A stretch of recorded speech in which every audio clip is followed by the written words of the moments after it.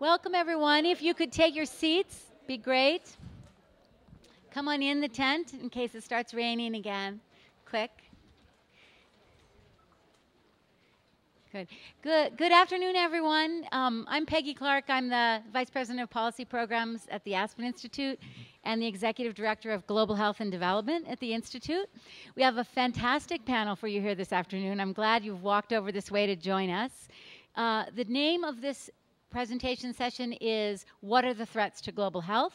And it's my role to introduce our moderator this afternoon, who's Lyndon Haviland. She's a dear friend.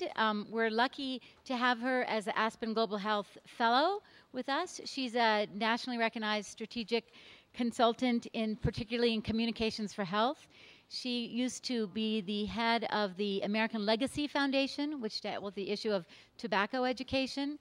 And she's working with Secretary General Ban Ki-moon this year around the issue of maternal health. So Lyndon, we're so happy to have you with us, and thanks very much to all of our panelists for being with us. Thank you.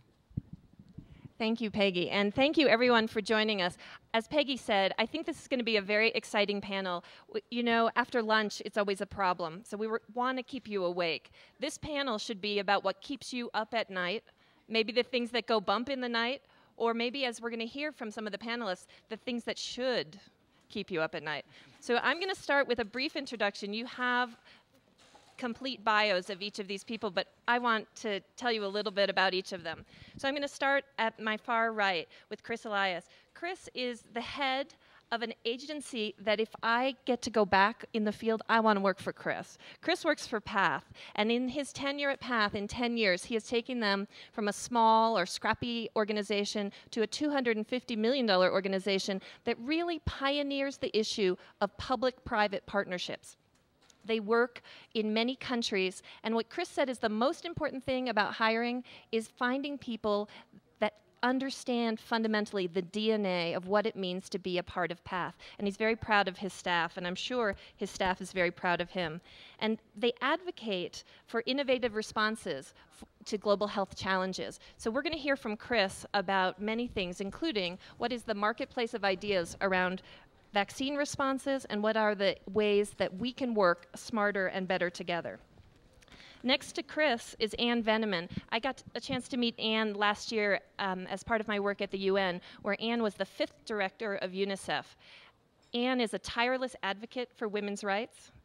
She also informs me that she's a kid at heart, which is great because when I was preparing to introduce her, I realized that she'd gotten a ton of different awards, but the one that was most intriguing to me was the award that she got from Sesame Street.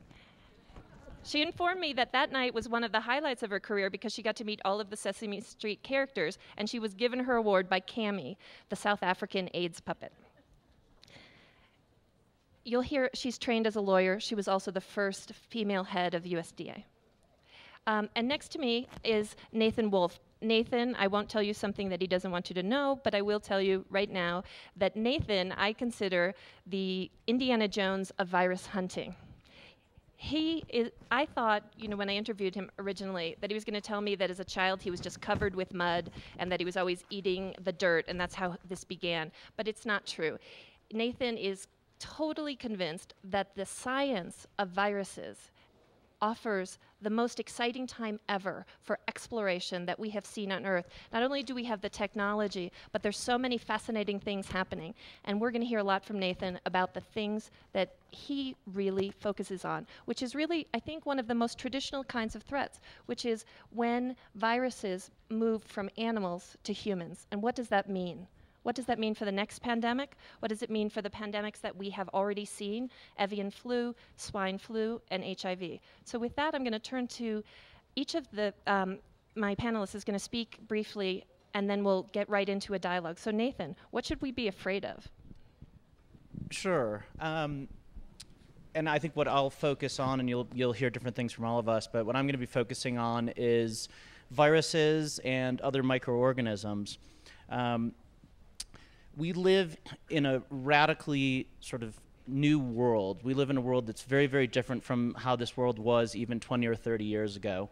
One of the slides I really like to show shows the flight global flight connectivity in like 1960 and the global flight connectivity now, and you look at sort of a map that has a few little red strings around it to something which is a plate full of spaghetti.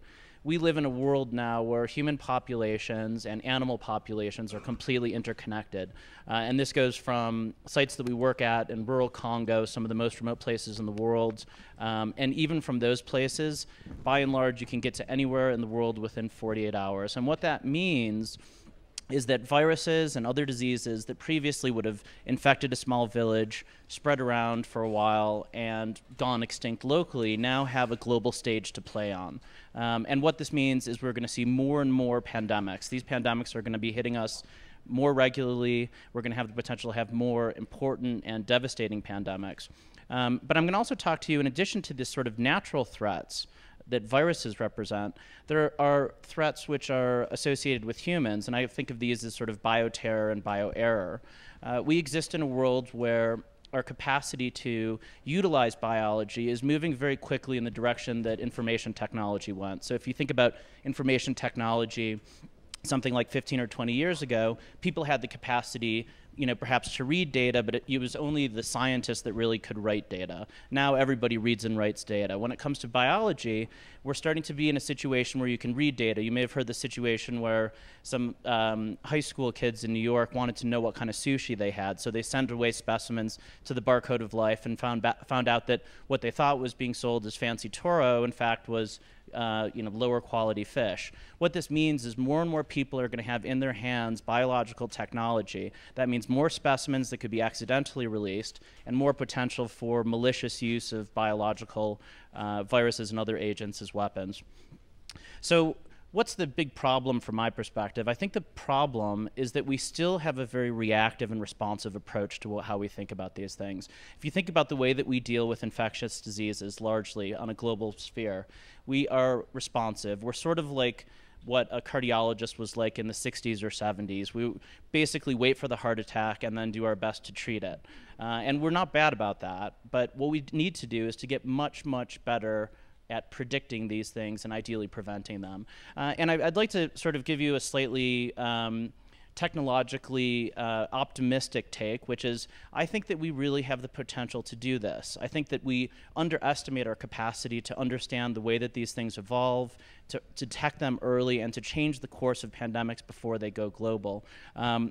What I do at Global Viral Forecasting, which is an organization that I started up a few years ago with funding from the Skoll Foundation and Google.org, is work to combine a range of different sources of data, from the basic sort of old-fashioned surveillance. We work in 20 countries around the world, looking at the viruses that are jumping over from animals to humans. These are how pandemics, by and large, start.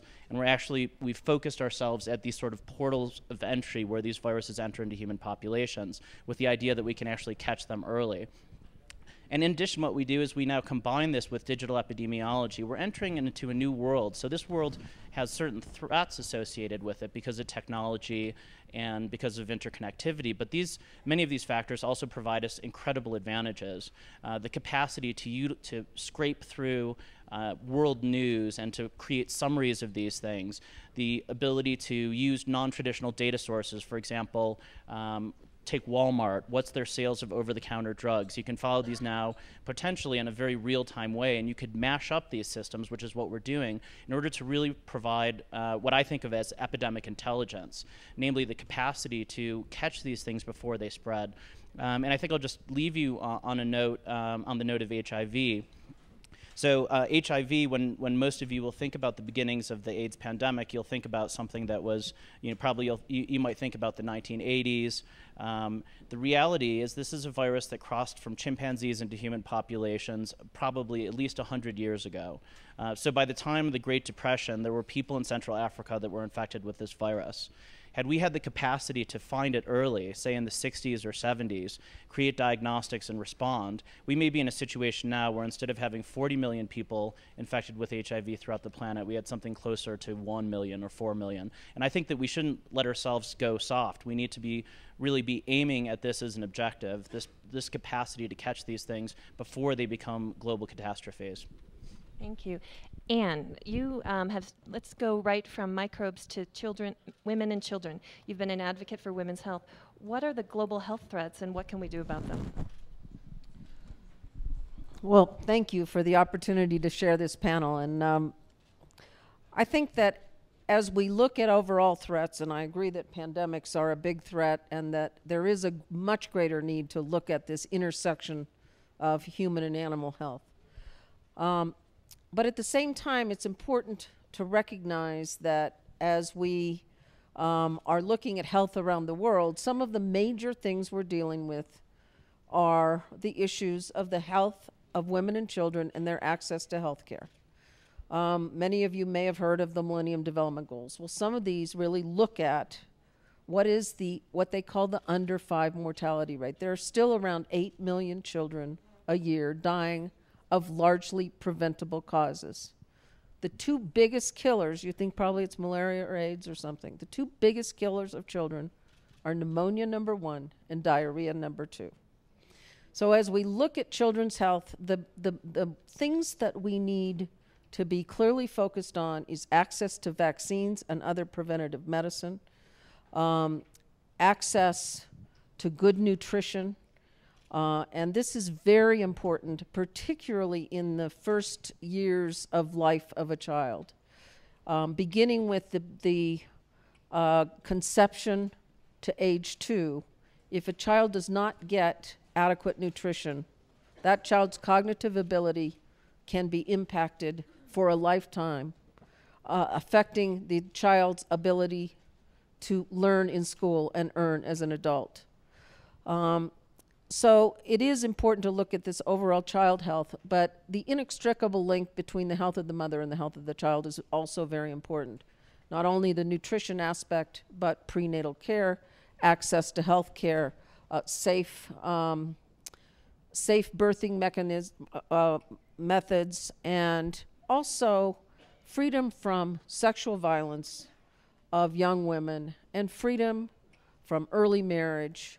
Because a child who is under the age of 15 when she gives birth is 5 times more likely to die in childbirth.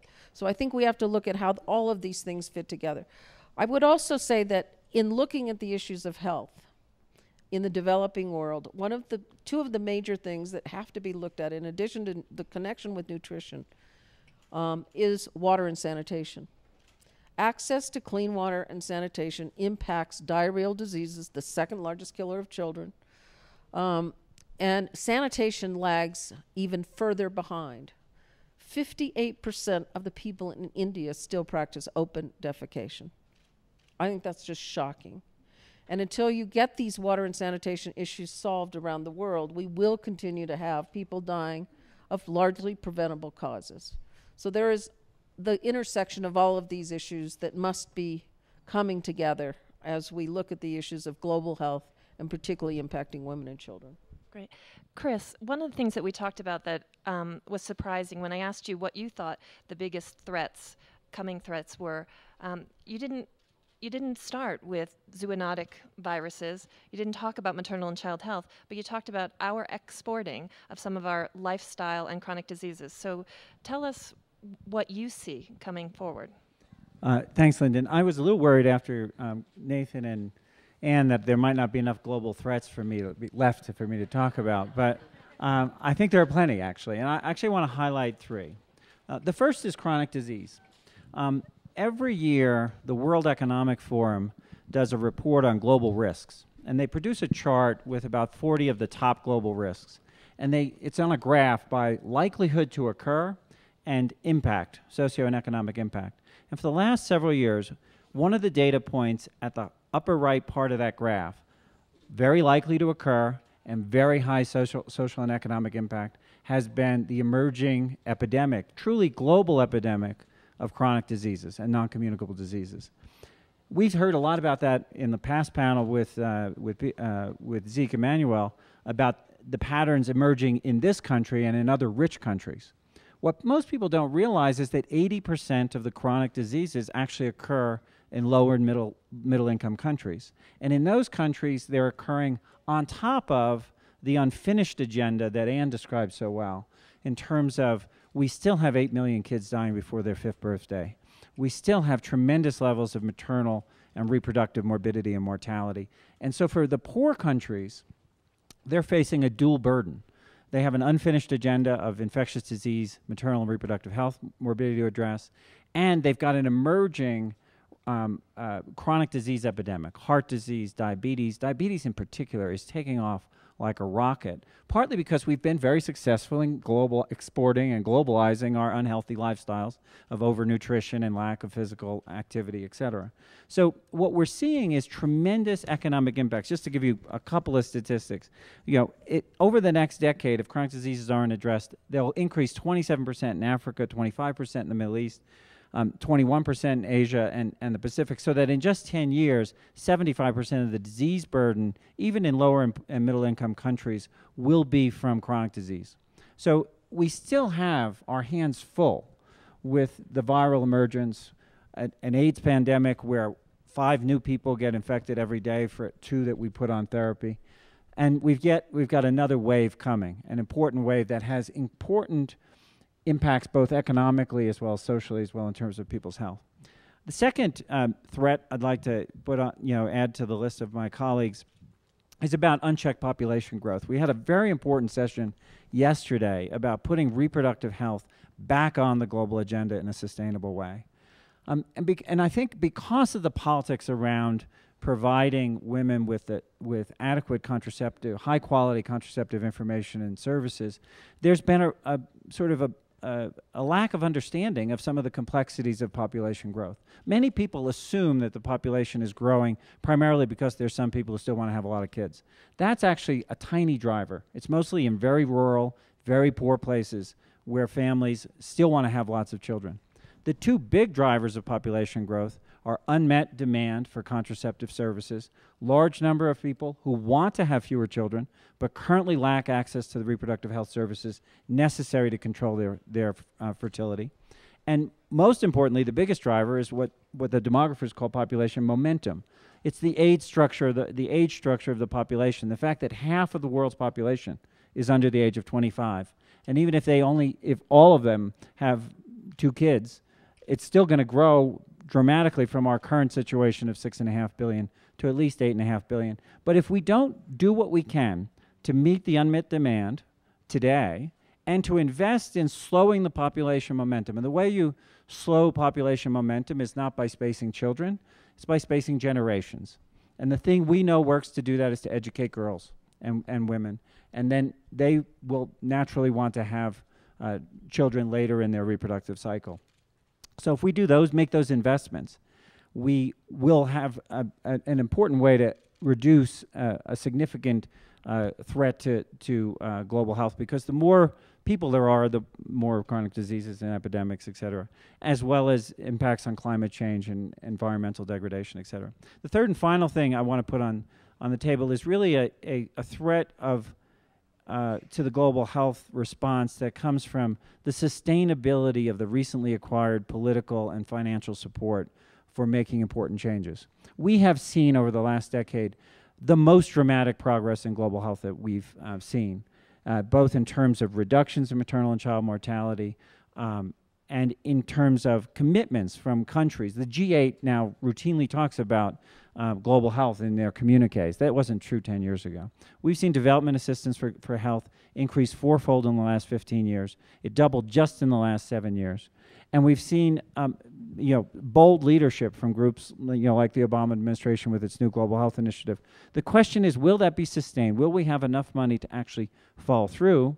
And will we be able to spend it across the entire system for delivering value?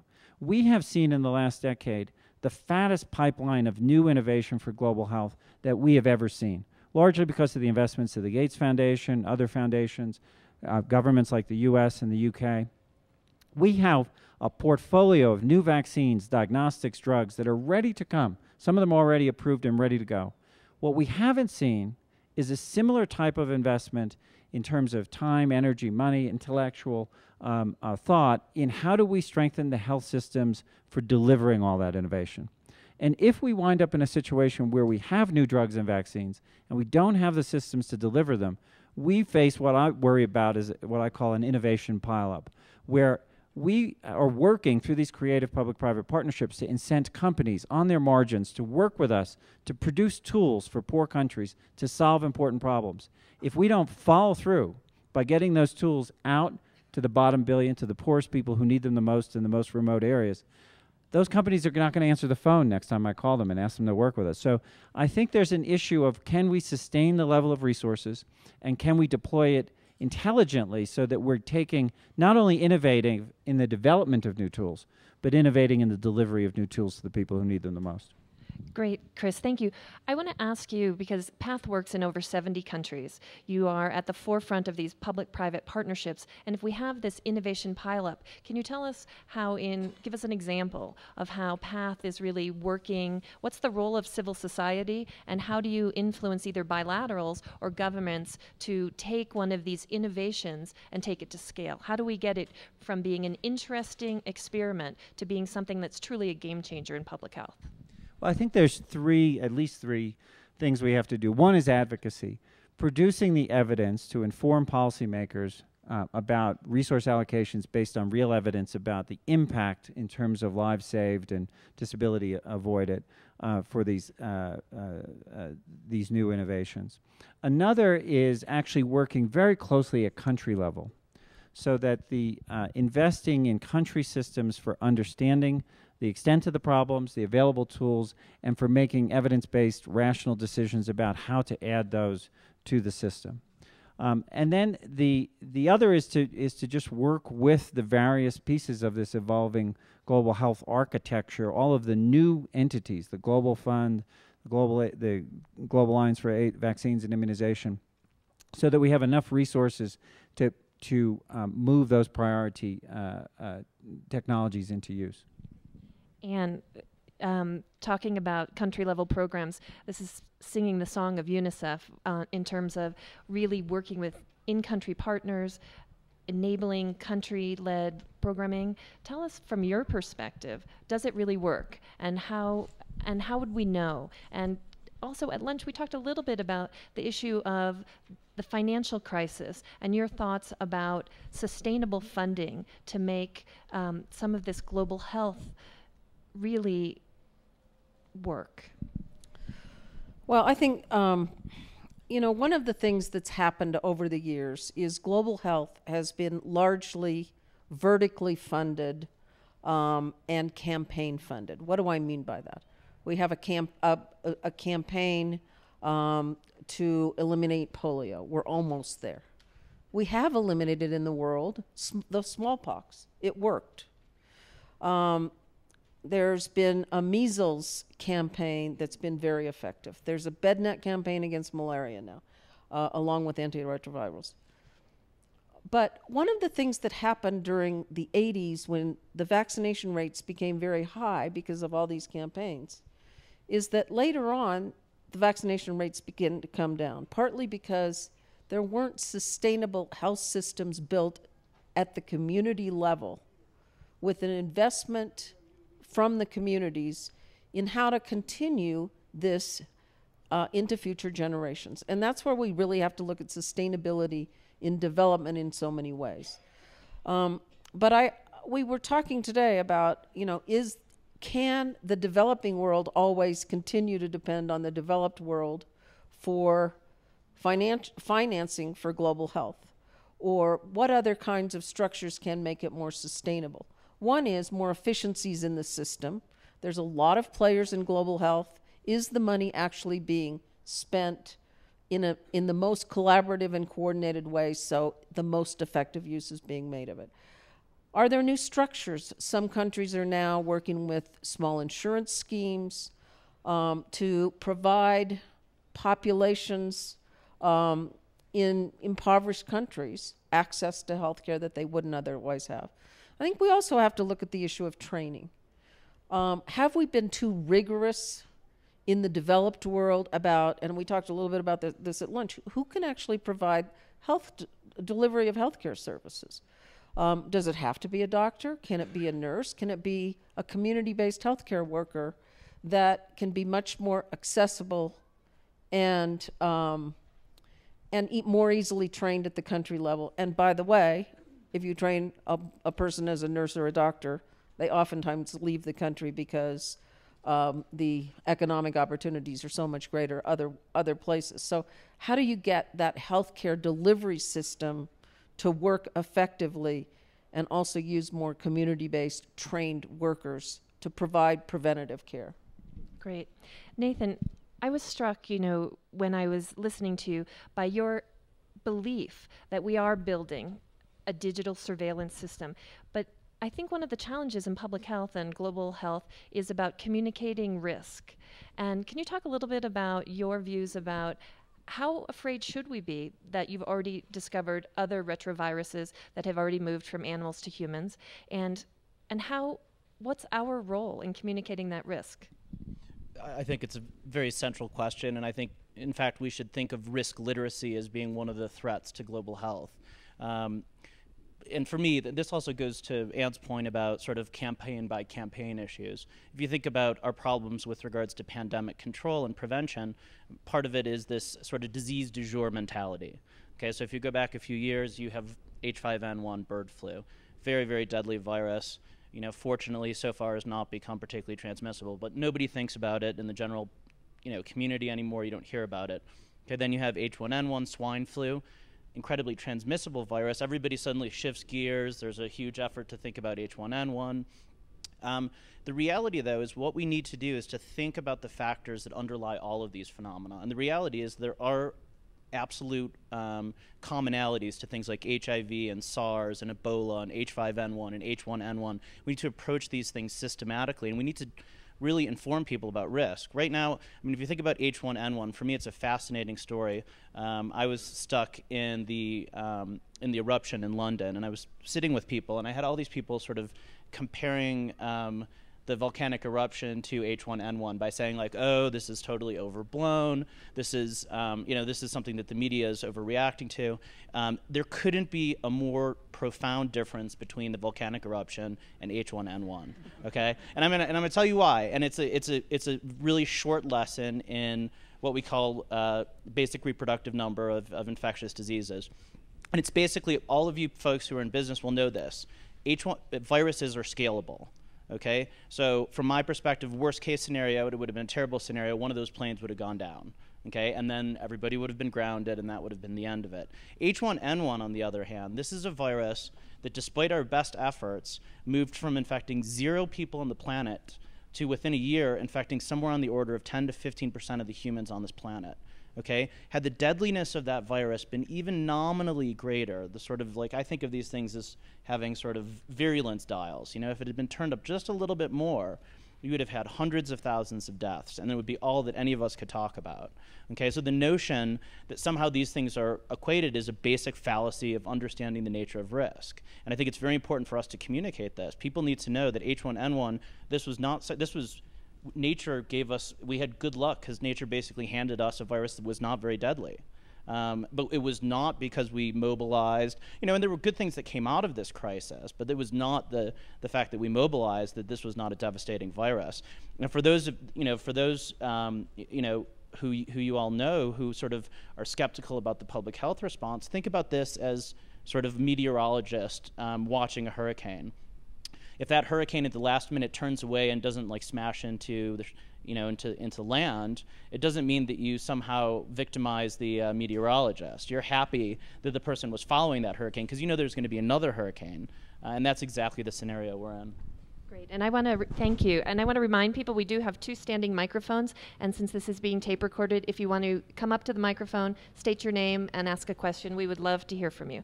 And they're turning the microphones on now. But I'm struck, Nathan, in listening to you and listening to Chris and Anne, that we have problems that come from the animal world, and then we have problems that come from the man-made world. And no one here has talked really about the devastating impact of tobacco use. 1,200 people die every day in the United States. China has the fastest increase of smoking among young women, and that's certainly, Chris, what do you think about that? Well, we left one off. The projections I've seen are that in the 100 years of this century, it's projected that tobacco alone will cause 11 billion deaths. I mean, think about that. That's just shy of double the current population of the US, of the globe. So, you know, there's a tremendous amount of chronic disease that results from tobacco use. And, you know, there's been some very interesting programs about how do we change the incentives to change an industry. Very hard. And equally hard to change, you know, the cessation programs are, you know, we know from HIV and from other areas that behavior change is very difficult. I mean, the session just before that, this one in this tent was about that and how hard it is. We're going to have to keep innovating. So, you know, sometimes we think about innovation as new gadgets and new technologies, but we need a lot of innovation in behavior change, particularly for cessation, given that we have a large and growing population of people using tobacco now. But we also need innovation in how do we tax and change this business model so that we're not seeing this kind of expansion or exportation to poorer countries. Great, thank you. Please. Hi, Nisha Patel with the Bill and Melinda Gates Foundation, and I actually work on education issues in the US, but I'm always struck when I'm in these conversations about global issues or global health, how there seems to be this divide where we always end up talking mostly about what's happening in developing countries, which is absolutely important, but there's rarely sort of a feedback loop of learning back and forth. So for example, on health, you know, Anne talked about, so who should be administering vaccines? Does it really need to be a doctor or a nurse? And I wonder if sometimes, you know, sort of to the extent that there's conversation, it's, well, you know, more developed, wealthy countries or institutions should be providing more aid, which I agree with, to developing countries, but sort of what might be learned from some of those investments that could be fed back that ultimately impacts all of our health. So for example, are there implications from what's learned that could be used in our own healthcare system in terms of lowering some of the cost? So. Thank you for that comment, and I'll just give a plug for someone who's out in the audience. Lord Nigel Crisp has just written a book called Turning the World Upside Down, and it talks about how we in the developed world should be looking for lessons from Africa and other places where they have a lot to teach us, and I'm sure he would be happy to engage in a longer conversation about that. Sure. Okay. You're right, and PATH does very little work domestically, but the work that we've done domestically has been mostly in Washington State, where our headquarters is, and is based on bringing successful models from abroad back to the U.S. healthcare system. We had a very successful program funded by the state of Washington to use pharmacists under physician pharmacy agreements. This was before emergency contraception became over-the-counter, when it was still a prescription drug. Obviously, most people need emergency contraception on weekends and at night. And it's a drug that, you know, the longer you wait to take it, the less effective it is. And so enabling pharmacist access to emergency contraception prescription, it's now over the counter, but when it was still prescriptive, using a model from, you know, that we developed in developing countries where there was no doctor, but where most people, when they were sick, went to the pharmacist and told them their ailment and got treated. Sometimes good, sometimes bad. And so that model of pharmacy access to important medicines that needed to be delivered promptly was one we were able to successfully transfer back to Washington State. Then based on the Washington State model, dozens of other states replicated as well. Yeah, I think that one of the things that we do is we spend a lot of time with mobile phone technology, so doing mobile health, mobile surveillance. And I definitely think this is going to be one of these areas where you're going to have major leapfrogging. Kenya is likely to have comprehensive electronic medical records before the United States will. And, you know, for example, some of our sites, even in places where there's no electricity, you have cell service and you have the capacity to reach out to these populations. And you might be asking yourself, well, how do they charge their phones? And you'll walk through the sort of night markets and people will have these generators, and for a few cents will be selling a charge. So there is some technological leapfrogging which will really change our capacity to catch things early and to do a whole range of other sort of basic health, education, and other sorts of things. So I think we should, you know, have the capacity to learn from that ourselves. It's sort of it'll be incredible that, you know, to have countries in sub-Saharan Africa who adopt comprehensive electronic medical records with all the incredible data benefits of those systems, and having us sort of in the Stone Age with regards to paper records. I also think we have to begin to look at some of these issues that really cross the developed and developing world. Not just pandemics, but looking at some of the issues of nutrition. Malnutrition, in my view, is continuing to grow at an alarming rate, both from an undernutrition perspective and an overnutrition. It's all malnutrition. Many of these obese children and people do not have adequate nutrition. I've been very struck by this Jamie Oliver YouTube piece that went on CNN, where he went into this woman's freezer and pulled out all this processed food, from pizza to pigs in a blanket, and that's what the family ate, and all of the family was over 300 pounds. And he said to the mother, he said, "Don't you ever cook any food?" And she said, "I don't know how to cook." So, and you know, it's not just the United States. I mean, Mexico, we're debating at lunch whether or not it's now the most obese nation or the second obese nation. But then I had an experience just in April when I was in Zambia, and I was talking with our representative there about the growing malnutrition that they were seeing in the rural areas, where they mostly depend on corn. And corn alone is not going to give you a nutrient-rich diet. And she said part of the problem is because they've lost a whole generation to AIDS, they don't have the knowledge about cooking. So talk about behavior change. This is a global problem manifesting itself in different ways about how do people really get educated on nutrition, nutrient value, cooking nutritious foods. And I think if we don't address this, we're going to continue to have a multi-pronged problem. I will just add one other thing to this, because it didn't come up yesterday in our maternal health panel, but about 2 months ago, the New York Times ran an article on obese women and maternal health in this country. And it was a striking article about how this is increasing the rate of C-sections. It's actually resulting in low birth weight babies, and the list went on and on. And so I think we have to begin to look at the intersection of all of these issues and how they impact each other. I completely agree, and I have a real interesting example, I think, of this, and how all these issues in some ways play together, and that there are commonalities like poverty, which are central to all of them. And this is the issue of consumption of wild game or bushmeat in places like Central Africa.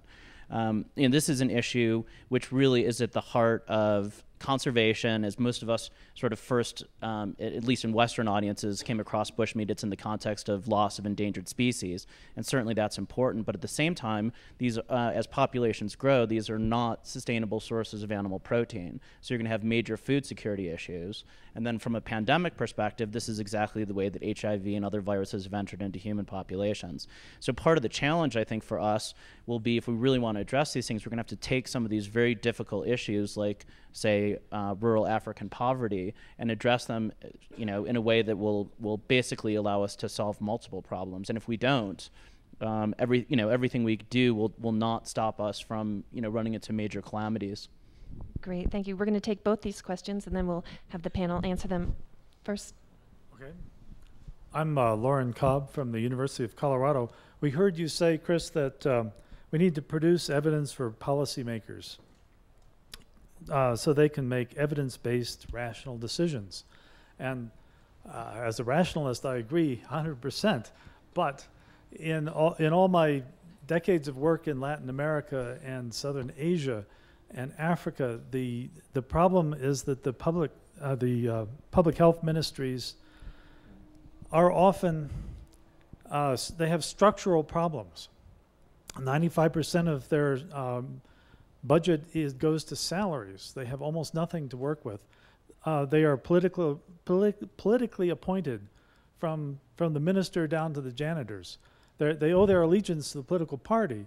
They're incompetent in many ways, even when their hearts are in the right place and they want to make the right rational decisions.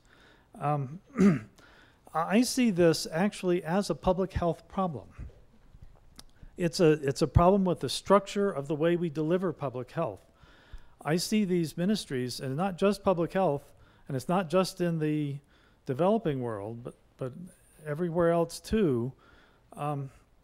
It's almost as though the social structures have an autoimmune disease. It's chronic, it's self-maintaining, and it creates incompetence. And until we address that disease think of it in public health terms and address it as such, I don't think we're going to get very far. Sir?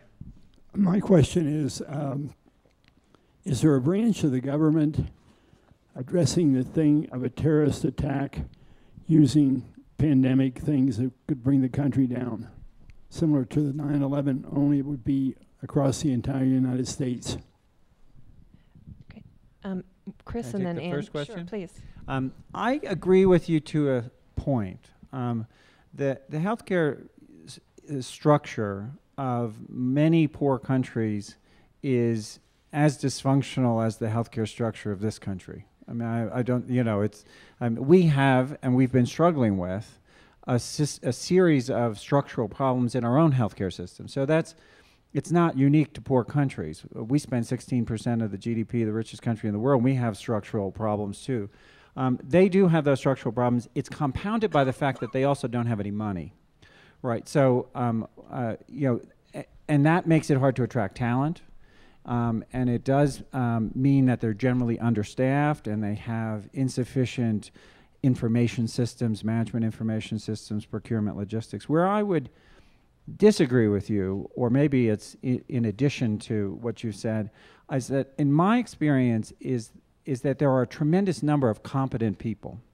That the heroes in my world are what I like to call the honest technocrats who get paid $2 a day when they get paid and are working at the top of their game, running AIDS programs, family planning programs, immunization programs, and who do more with almost nothing than any other healthcare cadre I know in the world.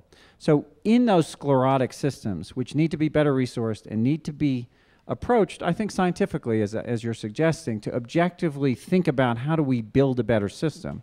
There are some incredibly dedicated health professionals who we need to keep in place, support, use as the nidus for training a better, more comprehensive workforce. I just wouldn't want to lose that point. But I think you're right that there are a set of structural issues that goes to some of what Ann referred to in terms of the verticality of the resource flows, when in fact, when the program actually gets delivered, it has to get integrated, and many community health workers, they're a family planning worker Monday and Tuesday, and they work for the leprosy program Wednesday afternoon. They do immunizations on Thursday.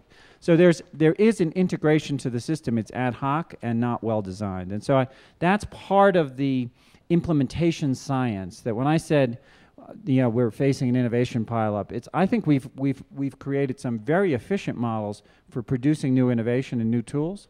We have not yet made that investment in the implementation science to do the same thing in terms of delivering those tools. Let me just address the data question real quickly, and then the other question as well. I think on the data side that part of the problem has been that there's a lot of data out there that's never been utilized very well, and that NGOs and the UN had not previously been actually helping countries build capacity in either data development or data analysis. We have a lot of household surveys that are conducted by AID, multiple indicator cluster surveys is what the UNICEF works on. There's a lot of data that gives us the information from which we derive the under 5 mortality numbers and a lot of other things that we know. You can get it by district, by state, but we weren't really building the capacity in that data. One of the things when I was at UNICEF is we began to build this much more strongly, present it much more effectively. We moved the multiple indicator cluster surveys from every 5 years to every 3 years to get more real-time data. So I think it's part of the international community's responsibility to help build this capacity so that it can have continuity within the countries itself. On the issue of terrorism and government and what's happening, I happened to be in government during 2001, and every department of government looked at what are some of the biggest threats from your perspective and your department's. And I will tell you that in the Department of Agriculture, a introduction of a severe animal disease and a fast-spreading animal disease was one of the things we looked at. Now, If you look at something like foot and mouth disease, it doesn't have an impact on human health, but it certainly has a huge impact economically and environmentally. But there are other threats to food safety, how you could impact the food supply with a terrorist threat. All of this has been looked at by government. A lot of scenario planning has gone on, and certainly it is something that the country is very aware of. Great. Francis, we're going to take these next 3 questions. Francis first. Yes, I was moved to stand up as a result of the comment from my colleague from the University of Colorado. Just 2 points on that. Chris, you've answered very well, but I would say that there may be some countries where the janitor to the minister are appointed by the political system. But from my experience, both in Africa and in Asia, they must be a small minority. There are also very good, well-qualified technical people, like has been said, in many of those ministries. But one of the challenges they face, and which we could add to our list of global threats to health, is the global health architecture itself, how global health is governed. Those issues about vertical programs, money being channeled to specific diseases and less to systems, are a result of a dysfunctional global health architecture.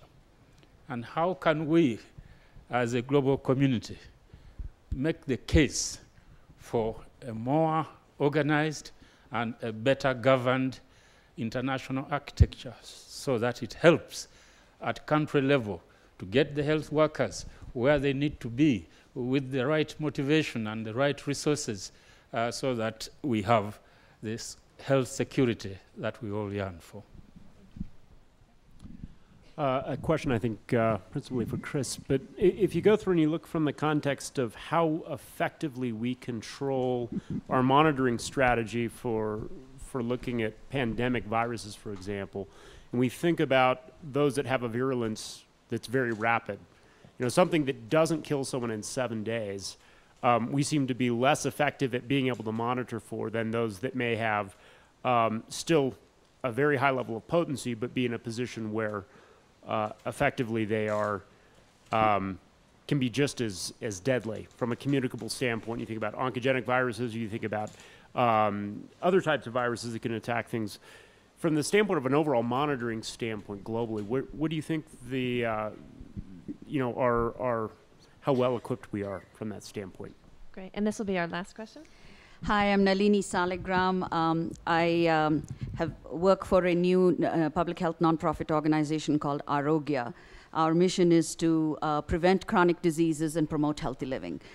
So I just wanted to bring up the UN General Assembly special session next year, next September, on non-communicable diseases. And I just wanted to ask the panel to comment on sort of how can we as a global community prepare for it so that we can maximize its impact. Great. So I'm going to ask the panel to answer these questions and make their closing remarks at the same moment. So I'm going to go straight down. I'm going to start with Chris.